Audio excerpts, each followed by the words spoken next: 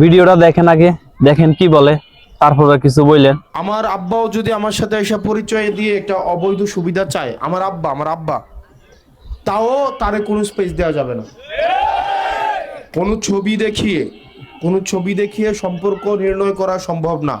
তো আপনাদের লাস্ট সুযোগ এটা, মাদকের সাথে যারা যুক্ত আছেন এখানে যদি থেকে থাকেন, আবার অনেকে আছে আইসা চিপা দিয়ে আমার সাথে একটা ছবি তুলতে চায়, মনে বুঝাইতে চায় খুব আপন মানুষ, এমন আমার আরেক মারপেটের ভাই, মানে এমন ক্লোজ ভাবে এসে একটা ছবি তুলবে, আন্তরিকতা দেখাবে, হয়তো আমার সাথে কোনোদিন দেখাও হয় নাই, এই ছবি দেখায়া সারা দেবিদ্বার ঘুরে বেড়াবে হাসনাত ভাই আমার বড় ভাই, অথচ আমি আর কোনোদিন চিনিই না।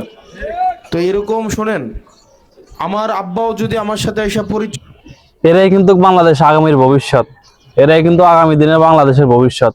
এই হাসনাত আব্দুল্লাহর মতো একজন লোক পাইতে হইলে আপনাদের অনেক সাধনা করতে হবে।